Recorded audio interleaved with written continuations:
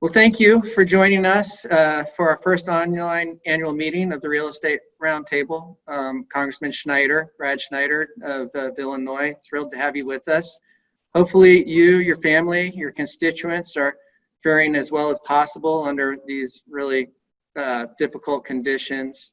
I just want to let you know that we've greatly appreciated your interest in our industry. We've enjoyed working with your really excellent staff as we explore ways, in particular, ways to reduce emissions and improve energy efficiency in commercial buildings. But I thought it might be useful and helpful for Roundtable members who may not know you as well as I do. Perhaps you could just share a little bit of your personal background. It's very interesting. Maybe shed a little light on the issues that really pulled you away from a very successful business career and drew you to politics. I'm sure our membership would be really interested to hear about that. No, thank you, and thanks for the question. Ryan, it's good to be here with you, as always. I wish we were together, and thank you for asking about family. Everyone is healthy, knock wood, and our community, there are places that have been hit really hard, and a lot of people really suffering, and we're seeing this across the nation. So my sympathy goes out to anyone who has been directly affected by this. Condolences, obviously, to those. I think we're approaching 110,000 people in the country who've lost a loved one. This is a tough time, but I remain hopeful that the country will stay or come together, and we'll make some progress moving forward. And as for me, how do I come to be here? What brought me to this? It was not a charted course from an early age. It was something that was a passion for community service, certainly. As you mentioned, I spent a career in business. I actually grew up in Colorado, moved to the Chicago area 40 plus years ago to go to college, and worked for a while, went back to get my business degree.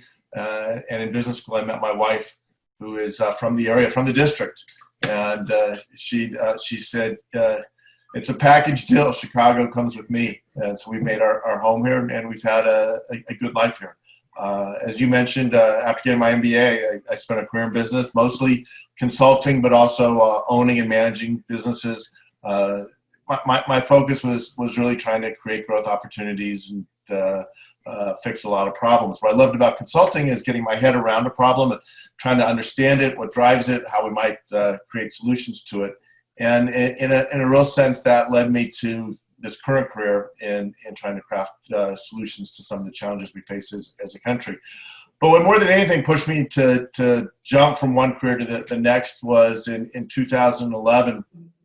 At the time, my kids were in high school. My oldest son was a senior. The youngest one was a sophomore in high school. They were trying to chart their course and thinking about what they wanted to do with their life. And I was looking at what was happening in the world, but in particular, Congress. This was the Tea Party wave that had just come in. And more of the story, as the new Congress came in, I was not bedridden, but stuck on the sofa. I had a detached retina, so I had to keep my head at an angle. And all I could do was watch TV all day, and it was either Oprah or C-SPAN, and I chose C-SPAN.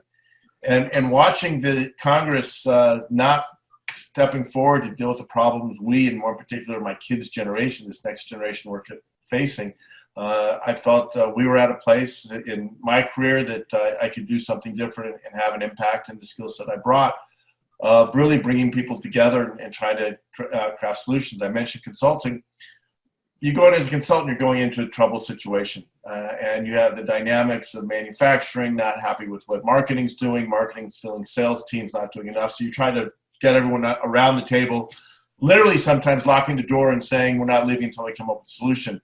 My niche was family-owned businesses, so it was even more so because while I had marketing, finance, and sales fighting with each other, I had brothers and sisters and mothers and fathers and cousins fighting with each other. So that seemed like a perfect fit for Congress. A lot of dynamism there. But I felt my skill set, a consultant can't tell people to jump through a hoop or tell anyone to push a button or pull a lever. Really, it's trying to get people together, understand issues, see where there's common ground, and work on solutions. So with a commitment to service and engagement in community and a recognition that our kids' future was at stake, I decided to run for office in 2012 and was fortunate enough to be chosen to represent my community. Well, it's a great story and a great background, and I know it's one that's very much needed in Washington, so thank you for your service. So it's obviously been an extremely difficult couple weeks for the country. I know our organization, the Roundtable, like many others, is looking at ways that we can be a stronger force for racial justice. And before just jumping into tax policy or the virus, I just want to invite you to share any thoughts you might like to share on the recent protests and unrest. It's obviously on everyone's mind right now. Thank you. Look, it's only been 15 days since George Floyd was murdered, and I think the nation watched that. Anyone who watched that video couldn't be shaken to their core. And one of the signs I've seen at the protest that resonated with me is that every mother was summoned when George Floyd called for his mama. And I think we all have a mother. We all can appreciate that and understand that specific issue. But the murder in Minneapolis was a spark. There were so many issues around it that were driving it. And I've now been to 9 different vigils, protests, marches, hearing speakers. And the most powerful speakers, as much as I'd like to think I have a message to deliver, the most powerful speakers are especially the young people, but even people who are in their 40s or older, sharing their stories and talking about the challenges they faced. Black people who say, here's what I do. And to hear a young girl, a senior in high school, who attends a predominantly white, affluent high school, talking about how difficult it was for her when people would come up and say, can I touch your hair? Or you don't have to worry about getting a suntan. Heartless things. And how challenging that is. But then to hear, and one was a former pro athlete growing up in Los Angeles, lives in my district now, talking about some of the challenges he faced throughout his career, and now as a parent of young children, talking about that. There are gross injustices in our country, and if we're going to live up to who we are as a nation, I've talked about the founding principles of the Declaration of Independence, that all people are created equal, of the Constitution, that we the people to form a more perfect union. We weren't perfect when we were formed. In fact, with slavery, that was one of the original sins of our founding. But we have worked so long to try to get to that more perfect union. And so the tragedy of George Floyd is a tragedy that shook the nation. But the spirit of the protests, and almost all the protests have been peaceful, have been positive. The violence, more often than not, that I've seen has come from outside the protest, people trying to take advantage of the cover of the protest. But the protesters are calling for us to follow in the footsteps of our founders, to create that more perfect union. And so I think you saw the legislation that was introduced yesterday, the Justice and Policing Act of 2020. That's a major step forward. That's a piece of it. But it's got to be so much more. It's about opportunity. It's about giving everyone the chance to reach their potential. And again, I think the folks in the Real Estate Roundtable, in many cases, suffering the challenges of our current economy, of the pandemic, and then in many cases, the violence and vandalism, looting affecting their properties. But I think there's also an opportunity for all industries to reach into communities that struggle, to help kids who don't necessarily get to see. My dad was the first in his family to go to college. He went on to be a CPA, had a professional career. In many ways, I followed in his footsteps. For a lot of these young people, they don't have the role models. And I think we can work to provide opportunities to improve education, to be the role models, and to give them the chance to have the opportunities we all want for our kids. To the first question, what got me involved in politics in the first place? Yeah, professional opportunity and a path. I think that's a really important point about that we're thinking about ways that we can make contributions there as well. You said you've been to 9 vigils, and so you're obviously very in touch with your community there. So your district, I know it stretches in the northern suburbs of Chicago, I think all the way to Wisconsin. Right. Can you talk a little bit maybe about how the virus is affecting your community? And I'm particularly interested, what you're hearing from your constituents in terms of the type of relief that they're seeking from you. Great question. Let me talk a little bit about the virus, because my district's a microcosm, I think, of the whole country. And I've said in my district, other than oceans and mountains, we have every issue in my district that you can imagine. It runs from it's the northern suburbs of Chicago along the lake. It runs from some of the more affluent North Shore communities, what you typically think of North Shore, all the way to the Wisconsin border, as you mentioned. As you go further north, we have some of the most economically challenged communities, communities that as highways went further west, just industry moved away from them and some of the urban challenges. We have communities that have one of my high school or school districts, it's a unified school district, has 80% students on breakfast and lunch programs. That just gives you an idea. And so when COVID hit, the first cases actually hit in the more affluent communities. Why? Because there were a number of high school students who had spent spring break in Italy and Spain, and they brought the virus into the community. Now, those communities early on, back in March and the beginning of April, when you looked at the heat map for the district, those were always the ones with the most cases, 10, 15, 20 cases. It was early on in the spread.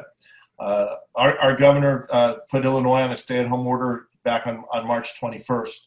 And if you look at those same communities today, they are at the lower scale because those are the people who could afford to stay home, to work from home, to shelter in place, whatever term. And then you go back to the communities I was talking about before, where so many people are dependent on their income, the weekly check or biweekly check, just for food on the table. And even that doesn't allow them to make ends meet.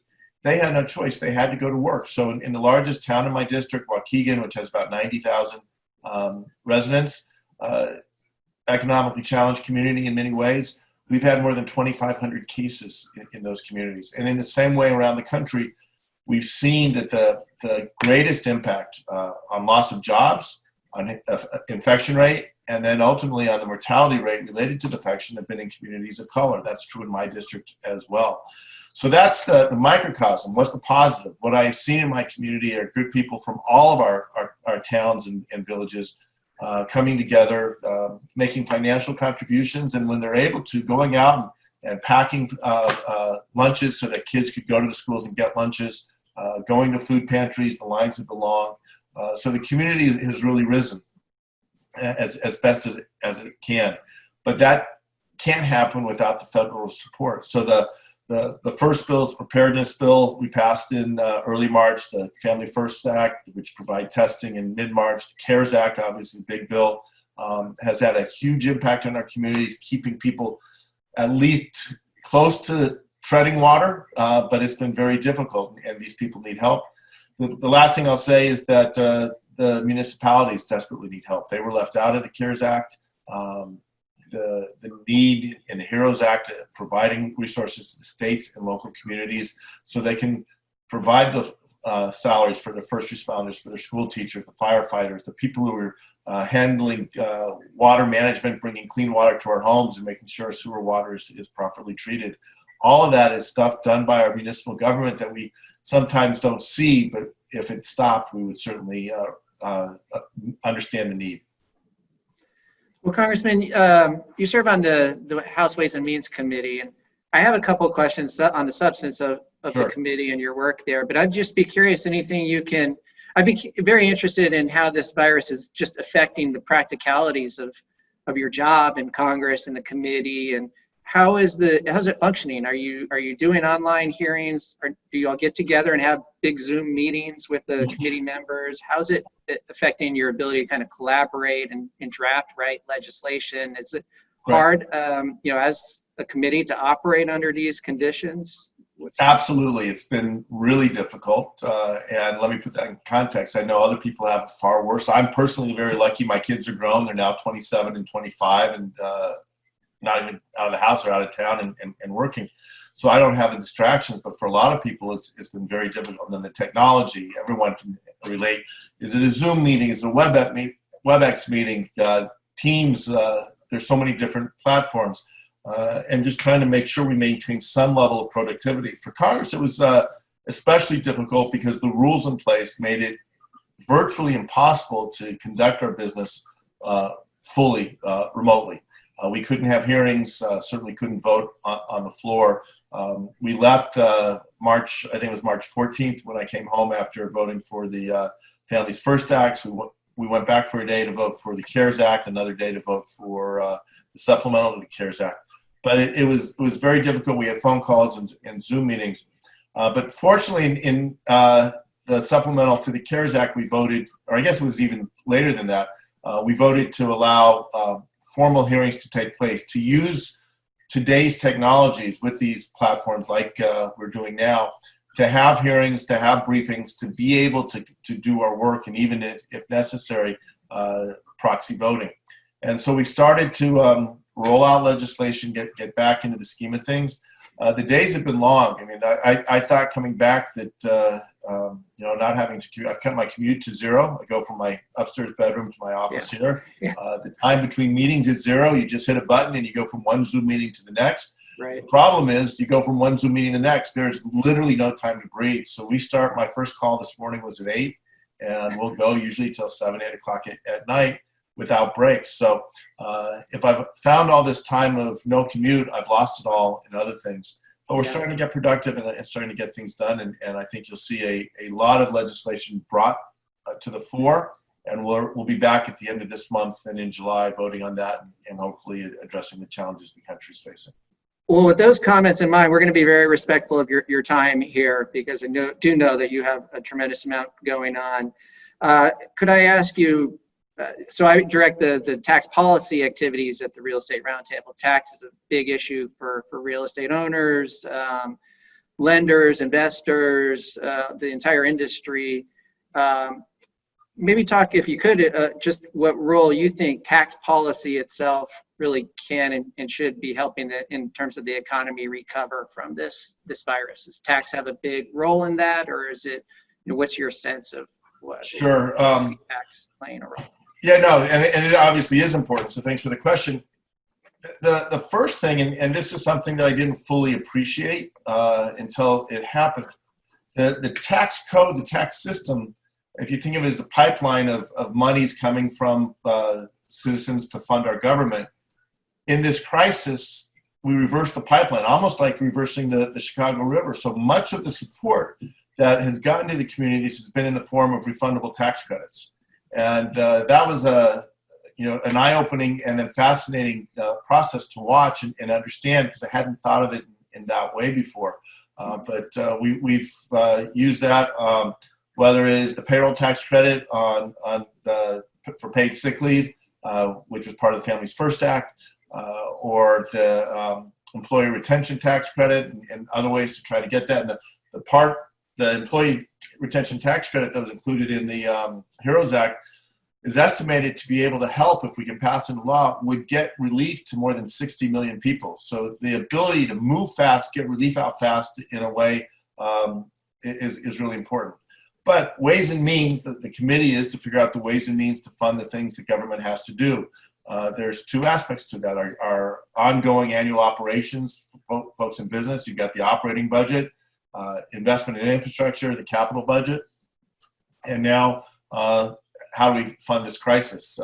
Reading the Wall Street Journal today, I think the estimate is that we're going to add more than $4 trillion to our debt this year alone. That's a challenge in and of itself, but we were already in a place where we were projected $1 trillion debt this year without the crisis, and that would have taken us to $23 trillion of debt in total. So going forward, the tax code is going to be critical to understand how do we maintain the necessary services required to keep our government going. Everything from national defense, national security, to the daily operations of all the different agencies, Social Security, Medicare, all of those programs. The second piece is how do we look forward to drive the recovery through investment in infrastructure, do it in a responsible way. And at the same time, keeping in mind that we not only have to manage our debt, but we've got to figure out how to bring it back down to sustainable levels for our children's future. And all that's going to be key. It has to be done in a responsible way. Let me be clear. I believe it has to be done in a bipartisan way. The only way we can have sustainable policy is if we have both sides of the aisle working on it together and representing the full breadth of our country and the interests of small states, big cities, rural communities, etc. But that's going to happen in the Ways and Means Committee, and hopefully it can happen in a constructive manner. Well, thank you for those comments, and I know we stand ready to help and be as constructive as we can on the infrastructure issue, and really all the issues that you raised. Infrastructure investment really is important, obviously, to all types of property owners, and helping get people where they need to be in a safe manner, and it's just important to the overall economy. I'll close with a question kind of on the issue that I started with. And I know from our prior conversations, you care very deeply about the environment and about climate change. And we've, as I mentioned, really appreciated working with you and your staff on issues related to tax policy and energy efficiency and improving energy efficiency in buildings.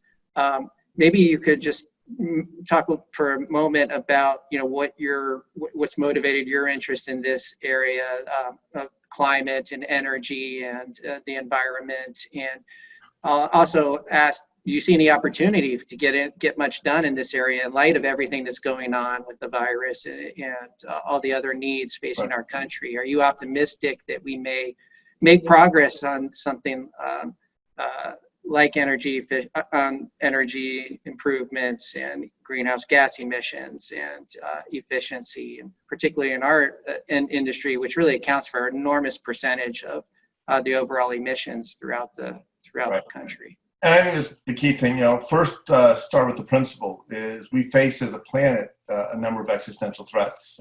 None, I think, is more foreboding at the moment, right? Staring us in the face as global climate change and the need to take steps as the population grows, as the world up until COVID, and we'll get back on that track, was rising into middle class. And part of being middle class is greater demands on energy. It's not just our cell phones, but as people move into middle class, that's washing machines and microwaves and ovens. The things that we might all take for granted in other places in the world are going to be new, but demands for energy. And as you touched on, a great source of the emissions is coming from providing the energy necessary for buildings, for homes, for stores, for factories, offices. You run the whole list, and we need to address that. So constantly looking ways to create incentives, create opportunities to move that. As far as do I believe anything can happen, I will confess to being an optimist, optimism to a fault. So yes, I always believe it will be there. Whether it's going to happen now or sooner or later is another question. I think there's a chance for sooner. I'm part of what's called SEEK, and I can never remember the order, Sustainable Energy and Environment Caucus or Environment and Energy Caucus. But this is a group of us who are getting together when we're in session every week, talking about different ideas we might be able to move this ball forward. There's interest in industry to do that, I think, in many cases, because industry ahead of legislatures around the country and around the world understand what's at stake and know that they have to get ahead of it. And so how do we build cleaner buildings? We've long had environmental standards, but one of the bills I introduced would provide a tax incentive to capture the waste heat in our buildings. And I just on a personal level, but you can see it in other buildings. In my office here, there's a number of, I've got track lights. I've gone from incandescent to fluorescent to now LED. In the summer, this office would be unbearable because it was so hot. There was so much heat. We're getting more efficient in applying the energy directly to the applications we want it to be, but there's still a lot of waste heat in these buildings, and to be able to recirculate, recycle that, and to help make that an economic viable investment, that's where the tax code can play a role. So that's one example I think we can do to make a difference. There are many more, helping with leasehold improvements and making sure when those go in that they're the most environmentally efficient, and sharing the cost going in. There was the old commercial, you can pay me now or pay me later. The dollars we invest now in energy efficiency and conservation are dollars we don't have to spend a year or 10 years from now on resiliency or remediation because we haven't done all we can to try to tackle climate change. So it's a top issue for me, and one I'm working with my colleagues to make a difference.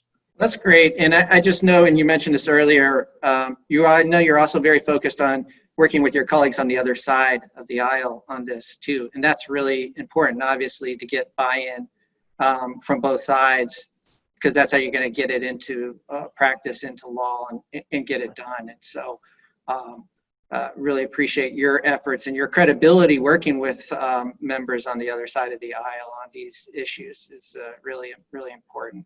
So let me just, again, say thank you for joining us today. Thank you for your public service during this difficult period.